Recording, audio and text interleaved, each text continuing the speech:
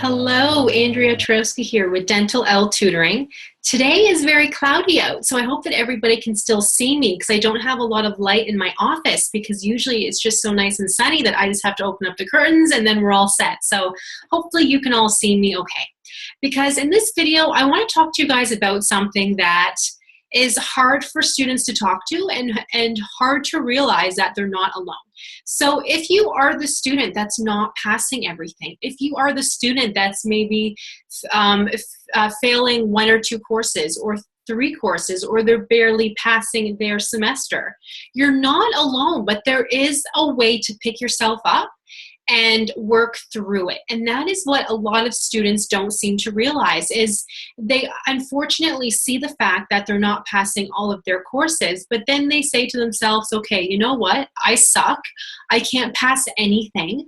I'm just always going to be that student who doesn't pass. I can't seem to pick myself up from that.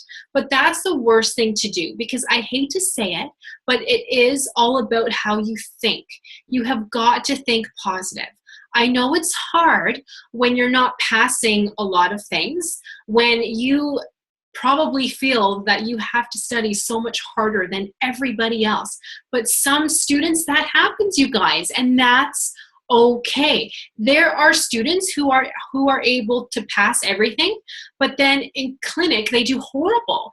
They can't seem to get past a textbook and do anything hands-on. They just can't do it. But then there's those students who do excellent in clinic, yet they had a hard time all throughout their theory courses in school. I was one of those students where I did well in my classes, not amazing. Like, I had to work very, very hard because I worked part-time. I was living away from home. I had just hated it. School was tough. I had instructors that I felt did not like me at all and tried to make things harder. And anytime that I would ask a question, they would say, well, Andrea, just look in your textbook. And I'd say, I did look in my textbook. I still don't understand this. So I felt that I was never having any help, right? So for my theory courses, I did well, but not, amazing. I got 80%, but nothing higher until the end, where I finally got organized. I started working less and, doing the best that I possibly could. But in clinic, you guys, I was not very good. It took me time. I'm sorry, I just have some windows open here. I'm not sure if you guys can see that, but I'm just going to exit those. Whoops, there's another window. Oh my God, they're everywhere. There we go. So in clinic, it was hard for me. It took me a long time to learn. I don't know why, but my hands-on skills did not come naturally to me. And to get extra help in clinic, you have to pay them to help you. I didn't have the money. So I was just pretty much like, okay, I suck. There's all there is to it. I don't know what else I'm supposed to do. But that mindset isn't helping you, right? Because if you're constantly thinking that, then anytime you go to do anything hands-on, or to take any test, or to take any exam, you are thinking to yourself, okay, I am going to do horrible because I did horrible last time. I don't know what I'm doing. I'm not getting any help, So think positive. Think positive the best you possibly can, and I am going to help you with that. So let's say you had failed a lot of your classes first semester. Second semester is a new start. You have new classes, you have new teachers, new tests, new exams, all of that. You may still have some of the same teachers, it's hard to say, but it's still a new class. So look at what did not work last time. So why did you fail or almost fail a lot of classes last time? Was it because you were not studying enough? Or maybe you were spending 6 hours studying, but over those 6 hours, you were doing laundry, you were eating, you were on your cell phone maybe, you were just doing other things. So part of the reason, and usually why students are not passing, is because they think they are studying so much that they can't possibly study anymore. But when they actually think about it, and when I make them think about it and say, okay, are you actually studying 6 hours a day? They will say, well, yeah. But then I'll say, well, where and how are you studying? And they will say, well, in my room. And I'll say, is the door closed? And they'll say, no, why? And I'll say, well, if there's other people living in your house, you are constantly, being distracted. So you need to shut your door. Put your cell phone away, turn off your computer, spend those 2 hours just studying what you have to study. Then after that, have a snack, do some laundry, check your email for a half an hour though, that's it. And then study for another 2 hours. And then take another break for a half an hour to an hour at the most. But I find that if you take a break for a full hour, you don't want to start studying again. So take that half an hour break, have a snack, do some laundry, say hi to people, call your mom or something, but don't take too long of a break, because I want you to be studying 6 hours a day if you can. Now, if you're in school all day and then have to work at night, that's impossible. But if you can, study at least 2 hours every single day. So whether that be on the way to school in the morning, if you have to take a bus or a subway, something, and then study on the way home, same thing. But try to study at least 2 hours every single day. On the weekends, though, if you're not doing anything, make it 6 hours, you guys. Honestly, that seems to be the magical number. I know what I'm talking about. I've been tutoring now for about 13 years, and it does help. So if that is your main concern, is that you were not passing your courses last semester, look at why you weren't passing. Was it because you did not attend all of your classes? Or was it because you went to class but you were not fully present? Was it because you were studying the wrong things for all of your tests? That happens a lot. So if that's the case, if you've been studying the wrong things, then you're not studying properly. So if you have been, let's say, rewriting all of your notes after class, but that doesn't seem to be helping you pass, then stop doing that. Stop rewriting all of your notes. Maybe you are the type of person who needs to highlight all of your notes, or maybe you are the type of person who it is easier for you to simply read through the notes. I was the student where I would actually read through all of my notes after class. I would study 2 weeks before every single test. So let's say I had oral pathology in 2 weeks on a Monday. Well, I would start to study for oral pathology.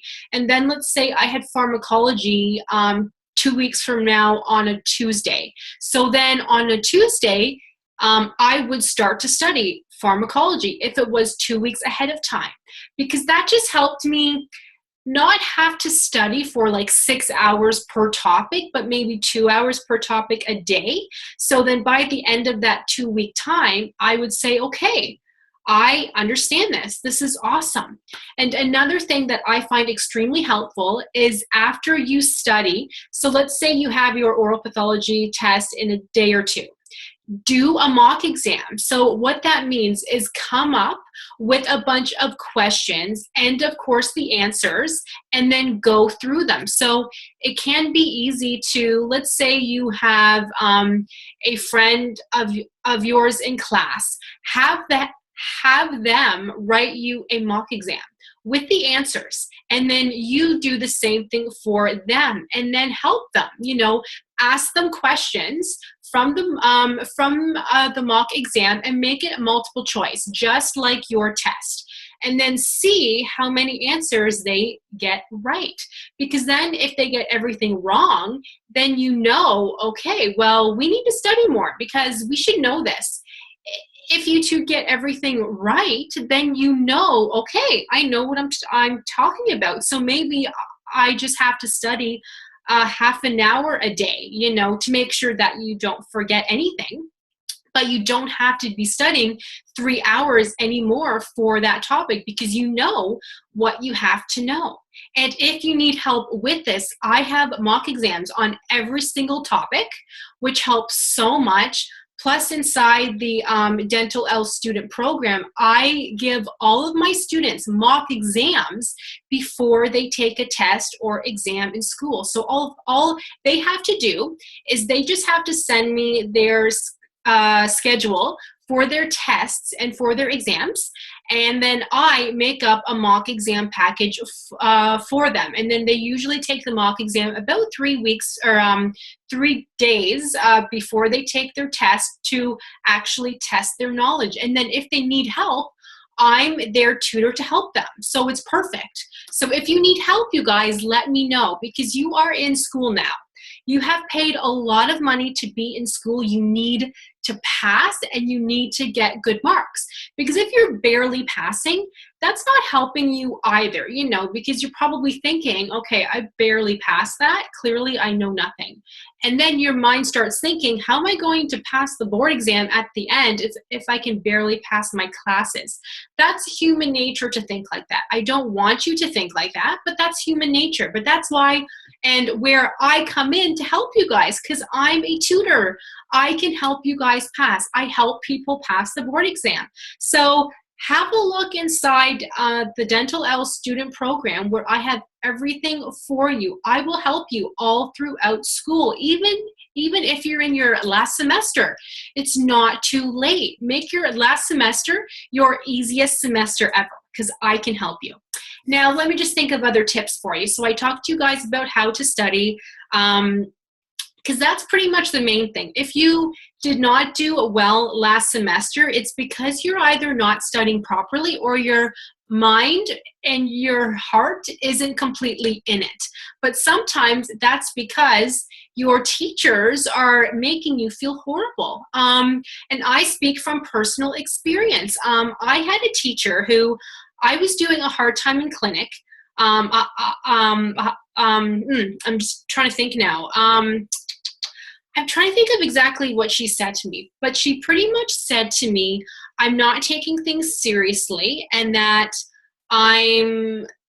she didn't call me useless, but that's what she was implying. So she was implying that I was not taking things seriously, but I was, and that I was wasting her time.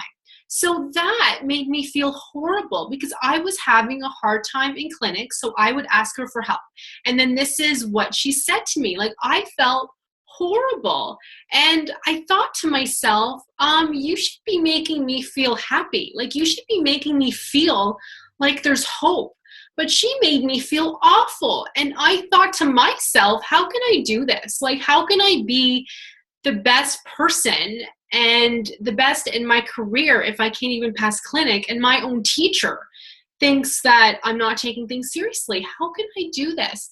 There are teachers out there like that, and I'm sure there still are. So that's why I am sort of sharing my experience with you. It does happen, but don't let those teachers hold you down, okay? Don't. Talk to me. If you need somebody to talk to me, and I will help you every step of the way, because I have never called anybody stupid.